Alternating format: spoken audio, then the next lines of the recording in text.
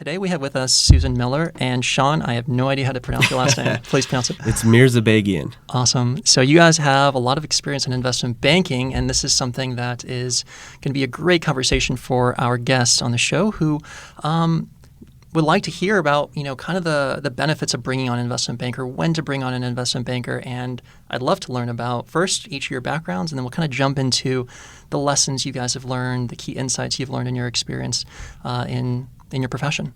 So why don't you kick us off with your backgrounds? Sounds good. Great. I'll get started. So I have been working in investment banking for over 18 years. I spent first 5 years of my career in New York with JP Morgan's consumer healthcare team, so focused on billion-dollar-plus transactions.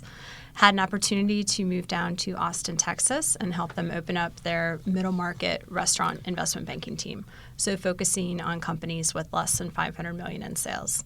After spending time with them, I learned that my passion is really working with founder-led businesses, many of which, when you're in the $500 million range, are not led by founders by that point. So chose to leave JP Morgan and work at a boutique firm. So I spent 12 years working with companies with less than $250 million in value. Most were in the $25 to $50 million range. First time tapping institutional capital or helping with succession planning with family members not wanting to take over the business. After making that jump, like most, I decided it was time to go off on my own. So with some prodding from Sean, left a year ago to launch Morgan Kingston. So with that, I'll turn over to Sean. Awesome. Yeah. I guess I've spent the last, 15 plus years in investment banking, both on the sell side, buy side. I've had some entrepreneurial ventures myself. Started my career launching and investing and operating an independent record label. And I did that for several years. Then I worked for a few different banks, Northern Trust, Wintrust. Those banks are more known for their lending capabilities. Then I went to the corporate M&A world. I worked for a large cap tech company focused on acquiring software companies all over the globe. We acquired companies anywhere from Russia, all over Europe. I did a deal in Kuwait, Korea, you name it. So it was definitely interesting. International M&A is kind of another animal than domestic. So I spent some time there. And then I left there. I started another business, an event staffing agency, where we provided promotional models and brand ambassadors for experiential marketing campaigns throughout the country. Ran that business for about 3.5 years with a partner of mine. Ultimately sold my share of the business to my partner, and I left there and I joined a middle market investment bank out of Chicago called Dresdner Partners. I was a generalist there, which means I worked in all different sectors. So from consumer, restaurants, retail, healthcare, tech, industrials, chemicals, financial services, you name it. Most of the transactions we focused on were, kind of in the, 20 million on the low side all the way up to, $500-600 million on the high side. From there, I moved to Austin, joined Susan at our prior firm, worked with her for about 5 years or so. My focus there was primarily on, distressed special situations and financial restructuring, bankruptcy transactions, things like that. And then, we launched our firm, Morgan Kingston, just over a year ago, and here we are. Awesome. This is going to be a great discussion because you guys have such a comprehensive experience on, from being buy side, sell side, being founders. So let's kind of start high level. When would someone want to bring on an investment banker versus a business broker? So, I'll start. So the difference to me between a business broker and an investment banker is business brokers typically, it's smaller deals, smaller companies. I think more of, my buddy who might own a bar in Chicago sold it. We're talking a couple $100,000 transactions. Once you get into the institutional capital level, it's a lot more expertise, a lot more analysis, a lot more valuation, a lot more negotiation, more third parties involved in the deal, things of that nature. So that's kind of how I see the difference between a business broker and investment banking. I think traditionally investment banking, historically, it's known for the larger deals, the Goldman Sachs of the world. I think over the last, 25, 30 years, people have spun off and started their own middle market investment banks, which over time those have grown. So, these days, you'll have the bulge bracket investment banks. You'll have kind of the middle market, which people define that differently. The bulge bracket guys might say the middle market is, $500 million range. The middle market, lower middle market guys might say, it's under 500 million. So we kind of play in that space under the 500 million. It's a different type of environment in a transaction. You're not selling a company and advising a company that has, 20 people in an accounting team, right? So a lot of these companies don't have that sophistication on the operational side, the financial reporting side that these larger companies do. So it's a little different, a little bit more of a different dynamic animal when you go kind of middle market and lower middle market. Got it. So it sounds like the companies have to be a little more sophisticated. Is there a difference in enterprise value where it might make sense to bring in one versus another? I think, to Sean's point earlier, if you're going to tap institutional capital, meaning a family office or traditional private equity firm, you're looking at transactions for an enterprise value, I'd say 10 million or above. Institutional will invest smaller if you have a clear path to achieve that milestone. But to the extent it's a onesie, twosie business, using Sean's example, a flower shop or a bar, that's where I think a business broker is much more appropriate.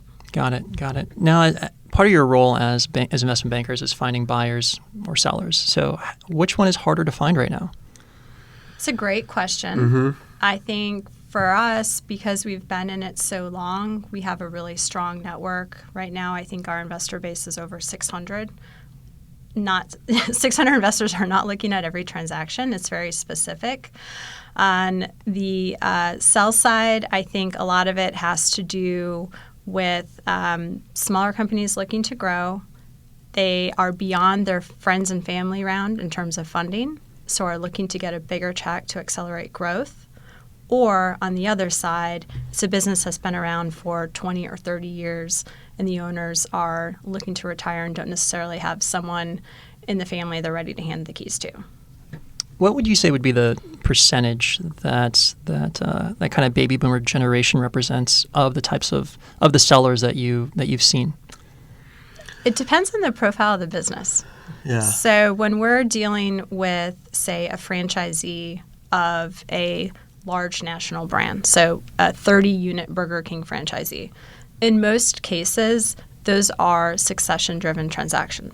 If it's a young, emerging brand, so pick a menu category, the latest food truck that's now moving to brick and mortar, and they're looking to raise $10 million to blow out growth, those tend to be more kind of millennial in age. So it really varies greatly. Gotcha. And what are the motivations for selling for the younger generation? I think it's all about the second bite of the apple, honestly. Whether I guess it's two things. Maybe the founders want to move on. Typically, a buyer would want them to stay in and roll in to some extent, which, we like to refer as a second bite of the apple. You might sell a majority share, which, we would consider it's a full sell-side M&A deal. But you're rolling in a percentage of your ownership, and you may continue in an operating role or in an advisory role on the board to some capacity you're involved. And ultimately, that buyer wants to, maintain the business and obviously grow it, right? So if you roll in some equity, the second bite of the apple, that investor, that buyer, there's a good chance that over some timeline they will want to exit as well, and that could be your second exit, and that's what we call, the second bite of the apple. I think another part of it, too, has to do when a business reaches a certain stage, sometimes founders recognize their own limitations as an owner. So it takes an incredible skill to come up with a business idea, to execute it, to then prove that it can scale. But when it hits a certain point in scaling, many business owners realize this is not their strength. So it's not necessarily building out an accounting department or an HR department. Their passion is in the brand, in the creation of the product, the connection with the guests. So at that point, they may look to professionalize their management team and position the company for that next stage of growth.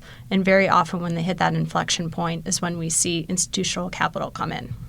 How often do you see founders wanting to, or business owners wanting to maintain some level of involvement post-acquisition, kind of like what you described? And on the other side, how often do you see sellers wanting business owners to continue being involved after that kind of first bite at the apple? It's a mix. I think it leans towards, depending on the stage of the company. I think most buyers would like the founders to stay to some extent because, if they built the culture, they don't want to change that culture, right? Because it's been successful to the extent they achieved. So they don't want to come in day one and just change things, right? That could ruin the business, obviously. So we see a lot of groups. And it also thinks what they think of the founders, right? They might think there's a great business here, but the founders don't make sense anymore. So it's time to, not let them stay in and just take complete control. So it's kind of a mix. I think we see it more often than not in the lower middle market because the companies tend to be earlier stage.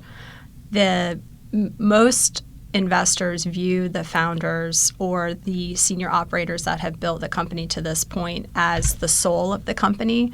And the worst possible thing they could do is come in and crush that.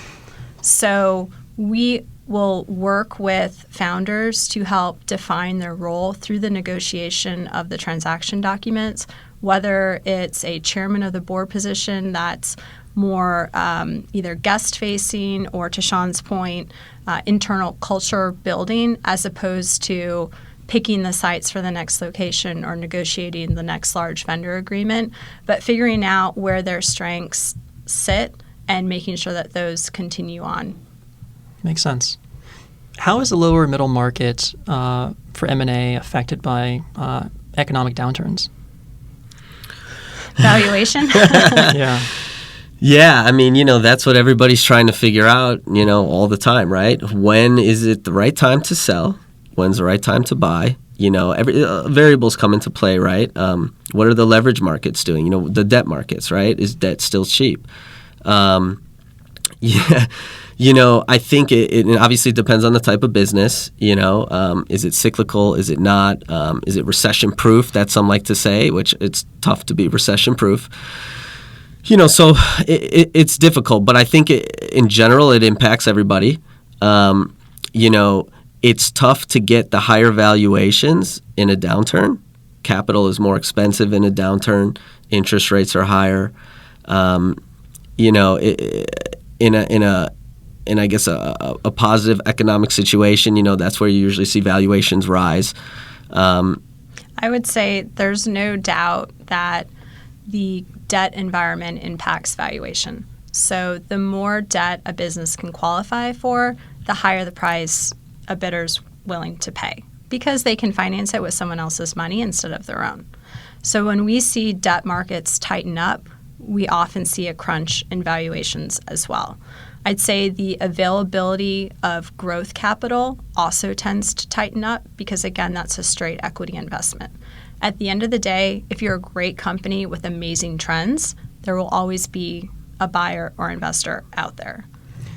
Who are typical buyers that you're seeing now? Are they primarily strategic or financial, or some have said they're strategic backed by financial, and so they're kind of the same, one and the same? It's changed over the last, 15, 20 years. I feel like, back in the day we used to say, strategic or financial, but because there's so much private equity capital these days, it's not unusual anymore. And, their portfolio companies are now strategics. I mean, now it still depends, right? So a lot of strategics, they're what we consider a strategic. Technically, it's usually a larger company. So they could be a large public company, right? So they're not wholly owned by a financial investor. Most of the universe, I think it depends on the sector and industry that you're operating in, what the kind of mix of financial and strategic is. For the main sectors that we focus on, I would say financial buyers are probably the majority of the groups we discuss. But there's always, a bunch of strategics that we always have to talk to and show opportunities to because they're looking to grow as well. I think a lot of it also depends on the goals of the business, of the seller. So, for example, if they're looking to exit the business completely, they would be more willing to talk to a strategic investor. A strategic investor is less likely to keep the management team on because they're going to have some form of synergy. They're not going to need two CEOs, they're not going to need two CFOs, and that's where the attraction has been as of late. Given the tightness in labor markets, most small companies, we see a lot of consolidation for that same reason. So they can leverage the same back office team over multiple brands or businesses in order to save money as, we see some tightening in the market. For an investor that is looking to stay on, they would tend to go to a financial buyer. One of the common misconceptions is that a strategic buyer will always pay more for an asset than a financial buyer. And while, yes, that's true, they're not going to pay you necessarily for their own synergies. So it's one thing to keep in mind. Very interesting.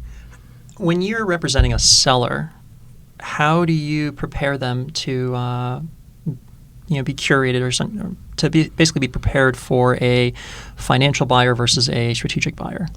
So one of the things that we do at our firm is spend a lot of time getting to know a business upfront. We want to uncover every skeleton in the closet and address it proactively. We have a very varied background regarding working on the buy side and the sell side, on the principal investment side as well, and lending. So we like to put on all of those hats, evaluate an opportunity from all different angles, and really push our client to not only have the financials and data prepared to move forward, but also be prepared for buyers potentially poking holes in their business plan or financial plan and help them work through those types of responses. What are some maybe unobvious motivations of strategic and financial buyers beyond just, say, like cash flow and synergies that sellers should be aware of? Obviously roll-up opportunities are a big driver for, financial buyers. They want to, dominate a market, right? So they might acquire different companies in a similar space in one geographical area, as an example. On the strategic side, a lot of it's to take out your competition, right? My experience as, in tech M&A specifically, you always do the analysis, is this, you do a buy versus build analysis. Should we buy this company and acquire it, or should we, what's it going to cost to build it in-house, proprietarily, right? So you kind of weigh the pros and cons of both. Larger companies, they typically have corporate M&A teams where, they might have to deploy, let's call it $100 million a year and acquire companies. That might be one company, that might be 10 companies, right? So you always kind of look at what the options are. In the strategic world specifically, that's where a lot of the competitive dynamics come. So depending on the company that we're advising and working with on a transaction, what information do we want to put out there to a strategic that's a direct competitor? So there's all these kind of different variables to take into consideration, depending on what the company wants, what the founders want. So given your guys' diverse background, I'd like to pick, a couple different industries or maybe, companies that have less than $5 million in EBITDA and kind of dive into a few questions kind of specific to those industries. So I think when we talked before the show, we talked about restaurants and was it retail healthcare? Mm-hmm. So let's start with restaurants. What do acquirers in that industry, typically look for in targets? So they're very focused on same-store sales. So looking at each unit as its own business entity and what those trends are. They're focused on what we call four-wall economics. So all of the sales and expenses that occur within the four walls of that restaurant, how does that compare to their peers? I think the other big levers are maintenance, CapEx. So restaurants require a continuous reinvestment every year. And every 5 to 7 years, they require a major facelift. So where are these units in their CapEx life cycle? And then I think the last big bucket is leases. So to the extent that the locations are leased, not owned, what are the terms of the lease? Was there a big tenant allowance on the front end that has resulted in huge escalations on the back end? Or if you're a franchisee of a brand, does your franchise agreement align with the terms of your lease? God forbid you have a franchise agreement that expires 5 years before your lease. What are you going to do with that space? You'd be surprised. So how can companies, how can restaurants prepare their business for an acquisition, given all kind of these variables you just mentioned? So one of the challenges in the restaurant industry is it is a penny business. It's very tough. Right now, the market is facing huge pressures on the labor side, both with rising minimum wage, but also finding labor to staff the restaurants.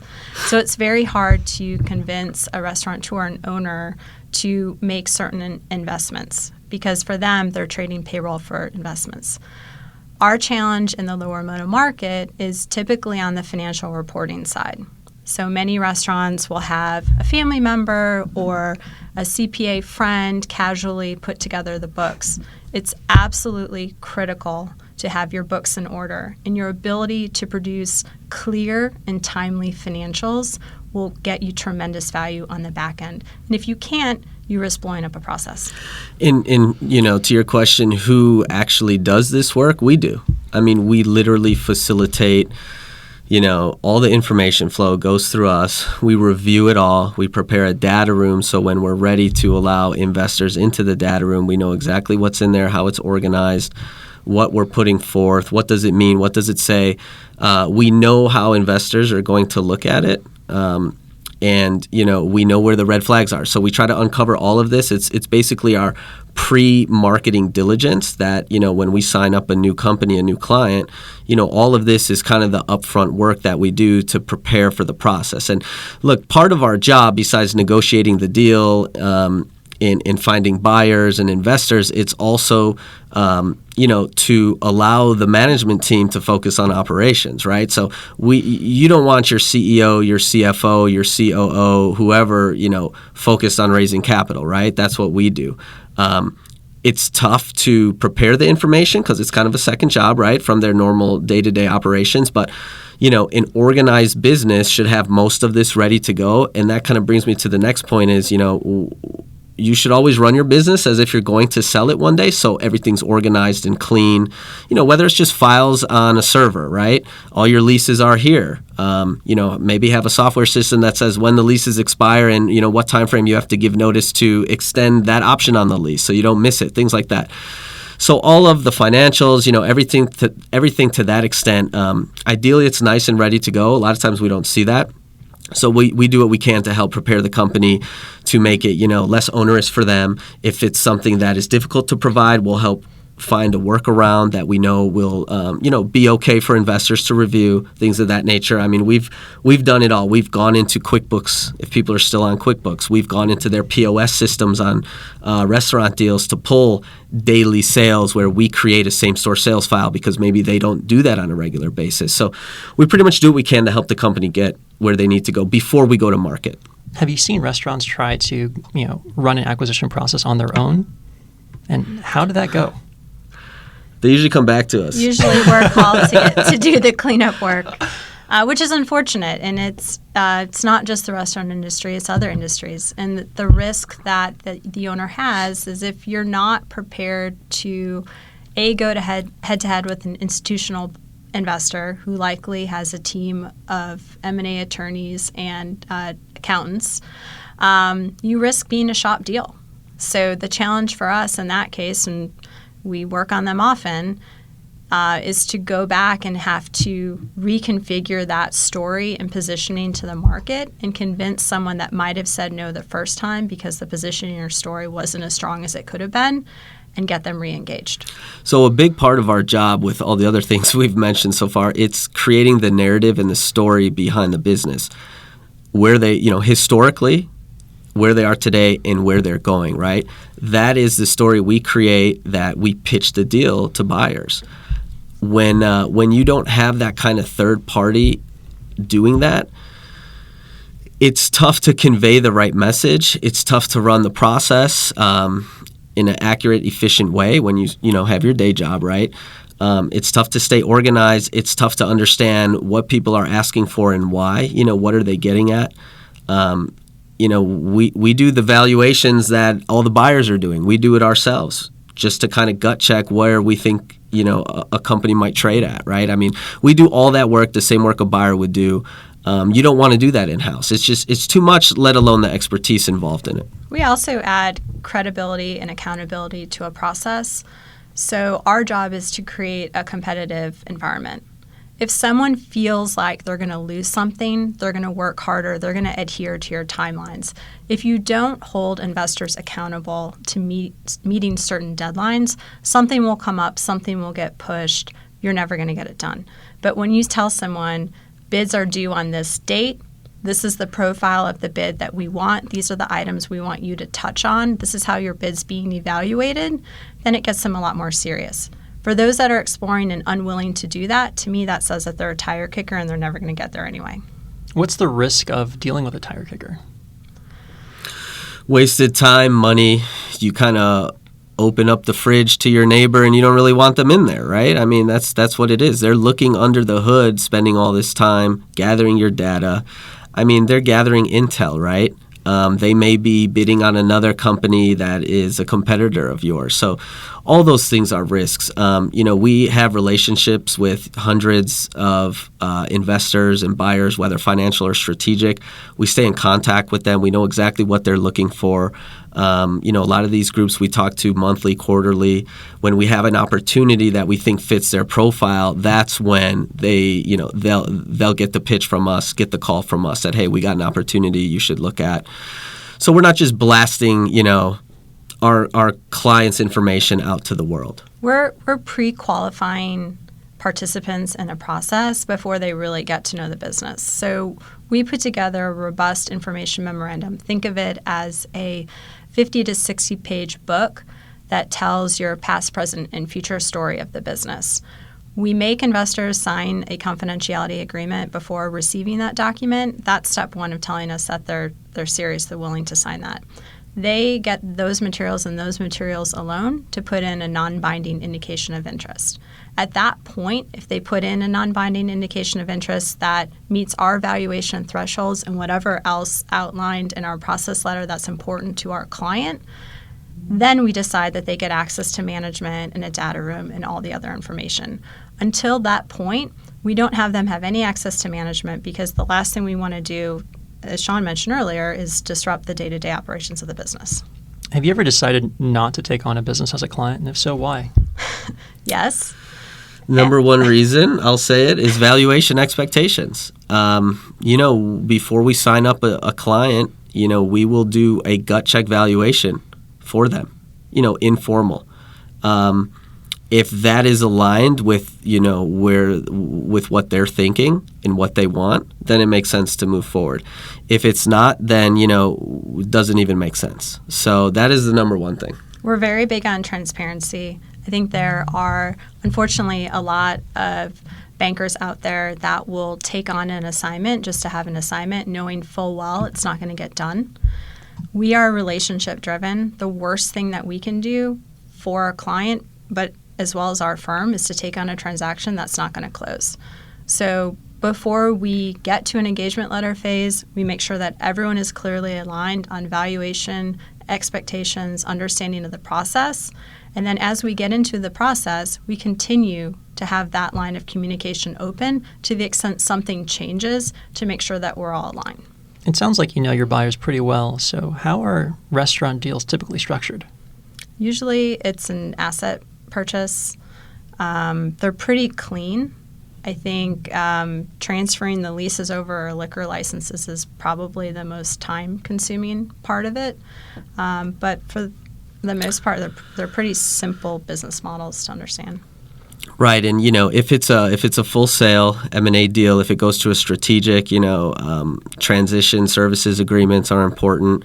How are you going to transition, operating items to that buyer, right? So there's usually kind of a transition, and it's an agreement basically that everybody has to kind of adhere to, and it gets negotiated. So that's an important part of it. We'll see stock deals as well.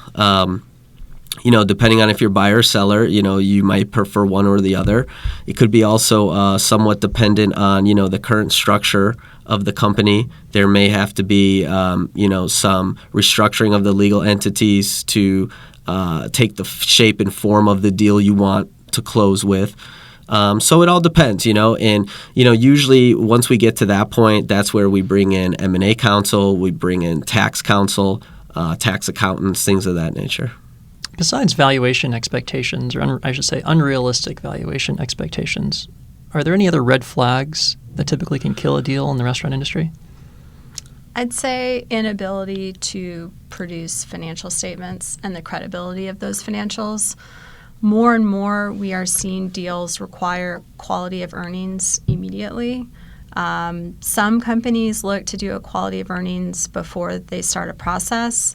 That's good and bad. It's kind of like a practice run, but it's a pretty expensive practice run. If you've got the capital to do that, it can be helpful. But at the end of the day, an investor is going to want their own firm doing that analysis. Right. And for those who aren't familiar with equality earnings, that's when a buyer at a certain point in the deal process will bring in, typically a third-party accounting firm, their transaction advisory team, where they're basically going to take the company's financials and the financials we use to market the deal, and they're going to take a look under the hood with all the books, all the different metrics, and bank statements, tick and tie, cash, accrual, you name it, and just make sure that it adds up, right? It's kind of the gut check, on the accounting side of things. So it's important. Companies that are sophisticated in their accounting and finance departments, usually there's no issue at all. Companies where they're not as sophisticated and there's a lot of room to improve on that standpoint, that's when we kind of have to roll up our sleeves and try to help them get to a point where before we go to market, we know it would pass a quality of earnings test. So we do our best in those situations to get the company prepared, and it's a lot of excess work. That's why we love working with companies that have great controllers or a great CFO. It makes our lives a lot easier, as you can imagine. Yeah, I can. What type of due diligence should restaurant owners do of their potential acquirers? I think one of the things we encourage our sellers is to ask for a list of referrals from the buyer, so they can have one-on-one conversations with founders or owners of businesses that had sold to that firm, and let them ask in a private environment really tough questions of, was this a good partner when times were bad? What do you like about the relationship? What you don't like? It's a bit of a marriage. So very rarely do we see owners completely walk away from a business. And frankly, if they are, they tend to still live within the community of their business and have some personal tie to it. So it's important to get to know the buyer as much. Your impression of them is equally important. So think of it as a two-way street. So let's transition to the other industry we talked about. This is retail healthcare. Mm-hmm. So first, for those unfamiliar, could you define what retail healthcare means? Sure. Yeah, we would define it as, anything that's outside of the hospital on the healthcare side. So think multi-clinic healthcare services. There are a lot of similarities to other retail industries, such as restaurants. I think over the last 7 years or so, I think retail healthcare has really been booming. Hospitals are a tough environment. It's expensive. Just the shift in the whole value-based care, a lot of things, and a lot of it's government related, right? So there's a lot of these outpatient centers that are popping up. Think urgent cares, occupational medicine, dermatology, dental clinics, physical therapy. That's what we would put in consider multi-unit retail healthcare. So a lot of the analysis is similar. We like to look at the four walls of each location, right? And then you kind of consolidate that, and then there's usually the corporate office, which is basically a cost center, and then you kind of get to your net profitability, your net EBITDA, so to speak, from there. So, similar to retail and restaurants, although the revenue model is completely different. It's not, one-time purchases at the register. Depending on the type of business you're dealing with, revenue coming from the government, from insurance, from companies, from, private individuals. So collecting that revenue can be difficult. So an important part of companies in this space is their billing and collections, their procedures, their processes, systems, their collections team. Some companies have an in-house team, and they also leverage a third-party team that they outsource as well. So billing and collections is a whole nother kind of department for a multi-unit healthcare company. how can business owners in this industry position their companies for acquisition? It's not much different. A lot of it is kind of the integrity with the data, the financials, anything related to systems, vendor contracts, things of that nature. You still want to operate a nice, clean business.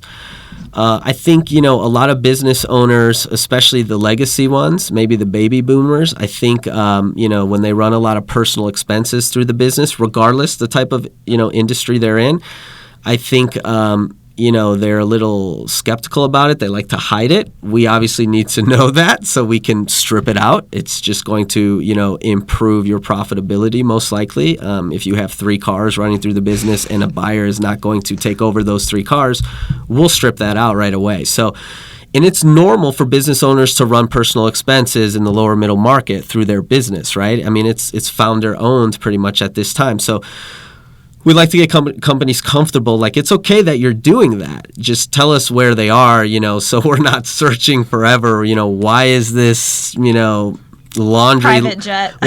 What's this private jet? Why is the laundry line item? Why did it quadruple in 1 month last year? What does Aunt Maggie really do for the business? Right. Yeah, and that's another good point. You have a lot of friends and family in the business. Are they really working in the business? Yeah. Are they contributing? So we got to pro forma the financials to make it look like what is a buyer and investor actually going to receive if they buy this company, because that's the valuation that needs to be driven off of. Those are the numbers, things of that nature. And it's totally normal to have all this. So we find ourselves, with kind of legacy owners.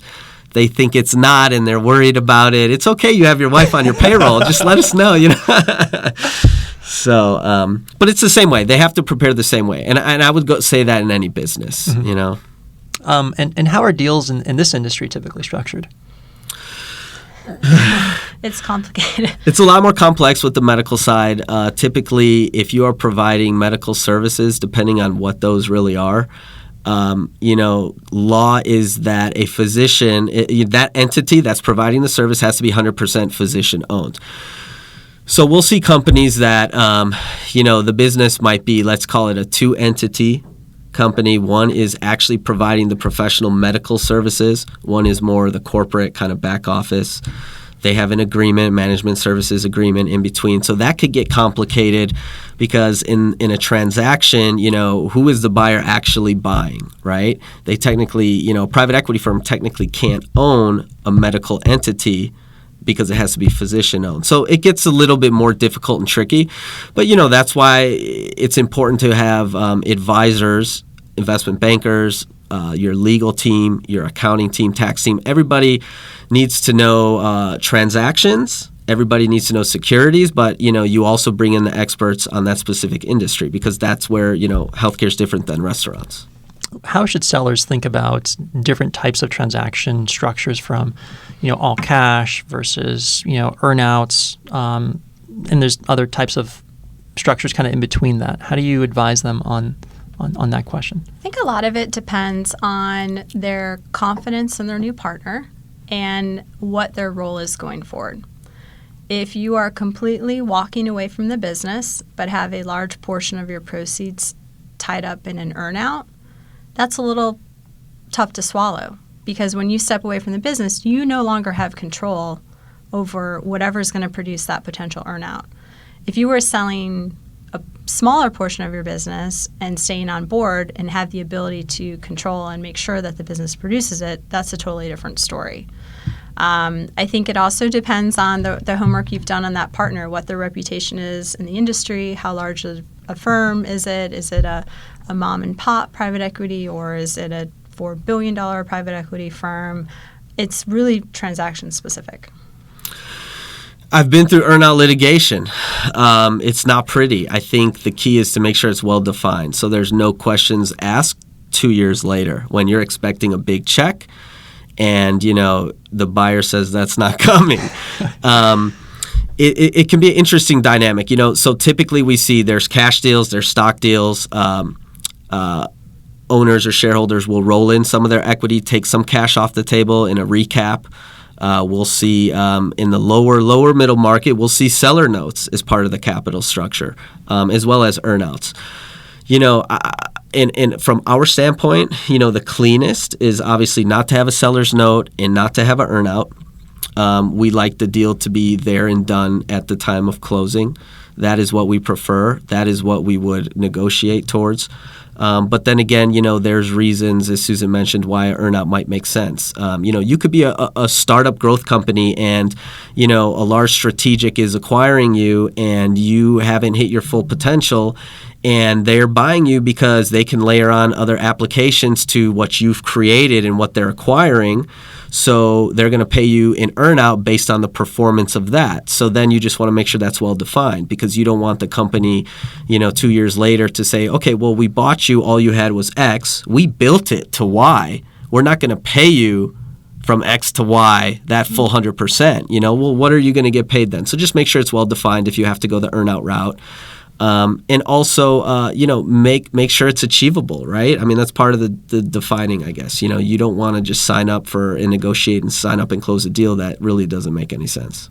Usually a tool used to close a valuation gap. So if it's a clean deal at a great valuation, I would say take the all cash. But if there's a disconnect between what you think the business is worth and what a buyer is willing to pay, and you are very confident you can achieve those goals, then you may be willing to take on a seller's note or an earnout. And the tough part about lower middle market, if we're talking about deals that are under, or I guess under 15 million, let's call it, maybe under 20 even. Depending on, what your EBITDA is, it's tough for a buyer to put leverage on that deal, right? So if they can't buy the company with debt, they have to use all cash, or they have to try to negotiate a seller's note. So look at it as buying a house, right? You put a down payment and you leverage and get a mortgage for the rest, right? It's no different. Over time, you're going to pay down your mortgage and your equity is going to go up, assuming the asset appreciates. So buying a company is really no different. But if you can buy it all cash, obviously the seller likes that better. A lot of times, to Susan's point earlier, you can achieve higher valuations if the buyer can put leverage on it, especially in environments and economic times where debt's cheap, like right now. So it all kind of depends. You really got to weigh all these variables. It could get complex, but that's what we do. Do you guys have any last pieces of advice for business owners considering selling? I think surround yourself with good advisors. So if you have a good friend who's an attorney, they may not be the best attorney for the deal. Make sure, to Sean's point earlier, like the healthcare is a great example. Hire professionals that are specific to your industry, to the size of your business, and who are used to doing transactions with the type of buyers that you're seeking. So if you're seeking institutional buyers, find advice that's used to working with institutional advisors. And when hiring an investment banker, make sure they're under a broker-dealer. They should be registered with the securities industry. They should be licensed. We see a lot of times, lately, a lot of these small groups that call themselves investment bankers, they're not even licensed. And there's a lot of risk and liability not only on the seller, but also the buyer, and then obviously on, the advisor who's not licensed. So just make sure you kind of do your check and ask the right questions, and make sure you find the right group that's a fit for you for, any of the third-party advisors that you use. Awesome. Sean, Susan, thank you so much for your time today. Where can people go to learn more about your practice? They can visit our website. It's morgankingston.com. Fantastic. Thanks again. Thank you. Thank you.